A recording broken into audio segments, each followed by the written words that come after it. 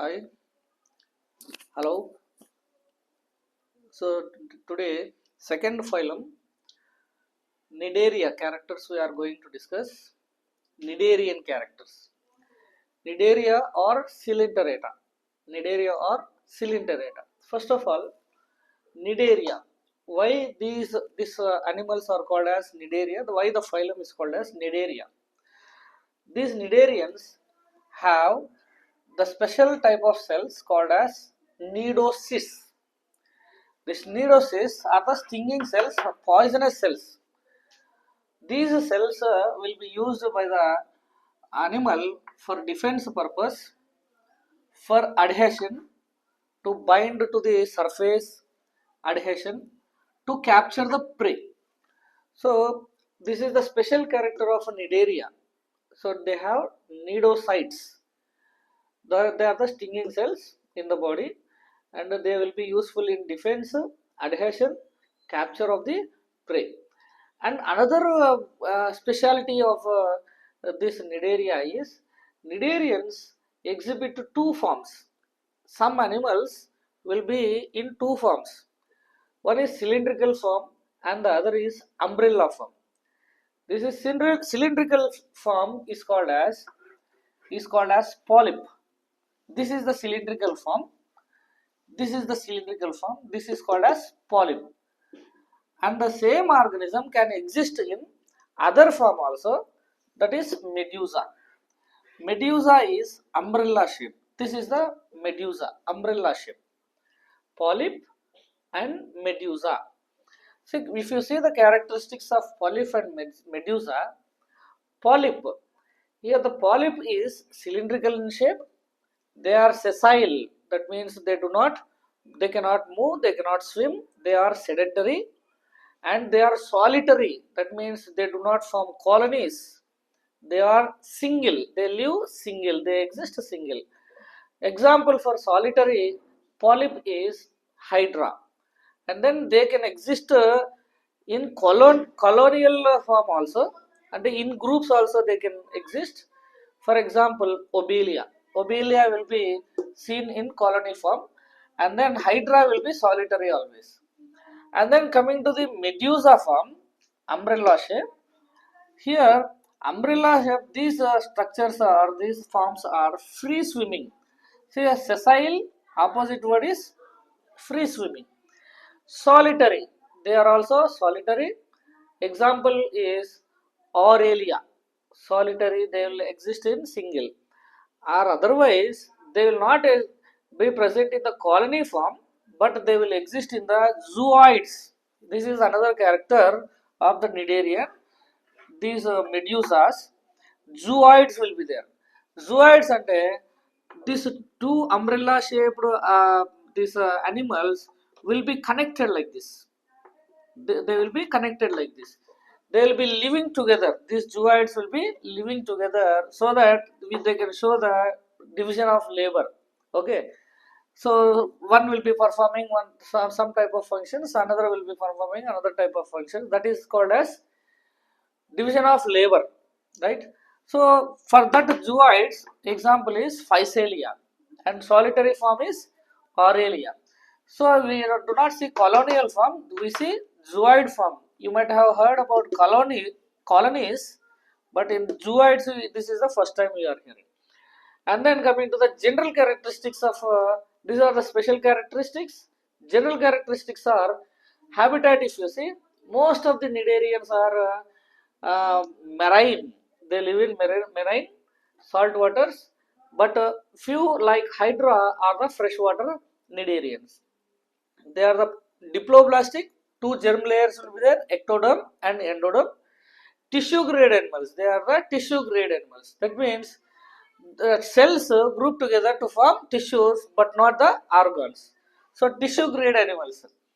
Radial symmetry. You see radial symmetry. We see the radial symmetry in Cnidaria. And then body wall. If you see body wall, you can see the epidermis. You can see the epidermis and the inner gastrodermis. So outer epidermis, inner gastrodermis, and then in the middle there is some, in the middle there is some gelatinous layer called as gelatinous space called as, okay, what is that? Mesoglia. We call it as mesoglia. So outer epidermis, inner gastrodermis, and then middle jelly-like substance with the jelly-like gelatinous layer called as mesoglia is present. And then if you see this one, medusa formula, this is the epidermis, this is the mesoglia, this is the mesoglia, and this becomes the endodermis or the gastrodermis. And another special characteristic of this cnidarians is they are called as cylinderates. They are called as cylinderates. Cylinderata, we call them as cylinderata. Previously, they are familiar with the name cylinderata. Cylinderata, why they are called as cylinderata means coelenteron. Okay, the cavity called as coelenteron is present. Gastrodermis inside we see the space here which is called as coelenteron. This is the coelenteron. Because of presence of coelenteron, they are called as cylinderates. In the cylindrical form, polyp form, coelenteron, this it is like this. Coelenteron is like this vertical, but here in this medusa form, coelenteron is this one. This is the coelenteron. This space is called as coelenteron. So coelenteron, right? Next, nutrition. If you see, nutrition is extracellular. In the coelenteron, nutrition that is digestion takes place. Digestion takes place extracellular. That means not inside the cells. Like porifera absorb the nutrients from the water, and then inside the cells digestion will take place. But here the in the coelenteron and the outside the cells the digestion is taking place.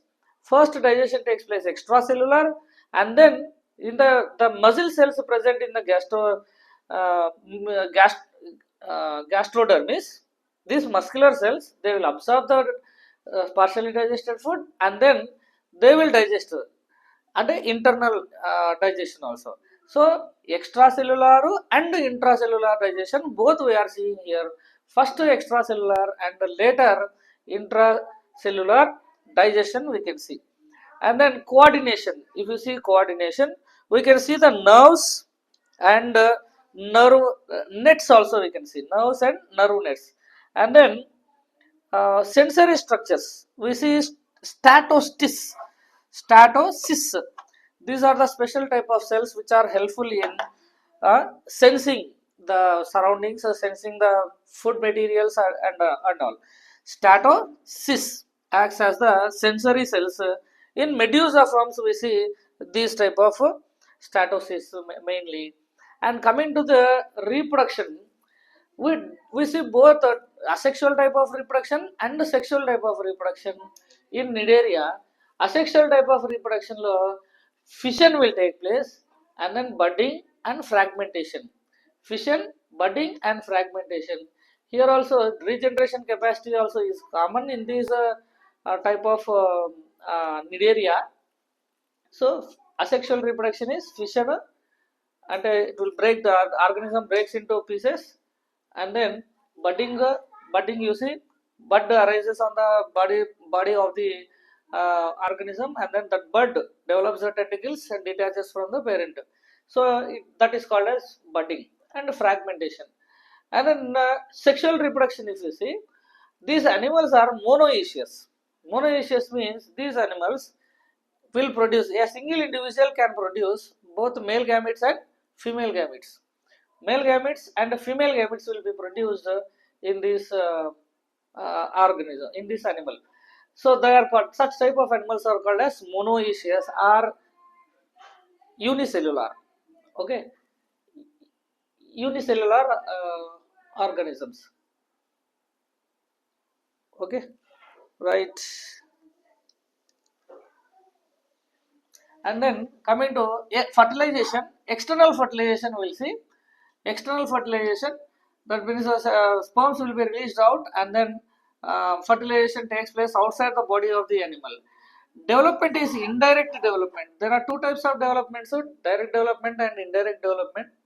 Direct development in direct development law, Adult organism give rise to offspring, gives rise to offspring, okay, and this offspring will develop into adult. This is, see here you don't see the larval stage, but in the indirect development, adult gives rise to larval form.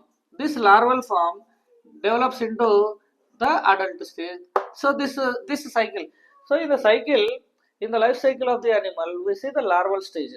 If the larval stage is there in the life cycle, then we call it as indirect development, and the larva of this nidaria is called as planula.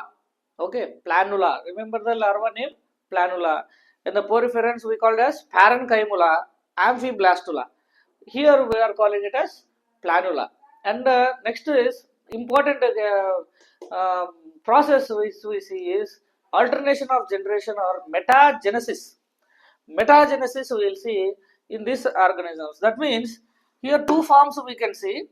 These two forms will be interchanging their forms. Okay.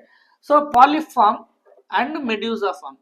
Polyp form asexually undergoes asexual reproduction. Polyp form undergoes asexual reproduction and gives rise to medusa form.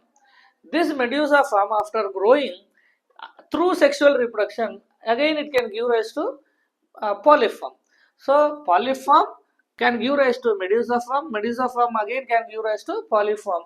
This type of alternation of it is called as metagenesis and alternation of generation. Sexual phase and asexual phase both are taking place in the life cycle. That is called as alternation of generation antamannamata. Okay. So sorry, one thing here I have mistaken. Here they are unisexual. They are unisexual. Correct this one. They are unisexual, not bisexual. They are unisexual, right? So this is about the Nidarian characters. Special characters first, then after general characters. Mainly special characters are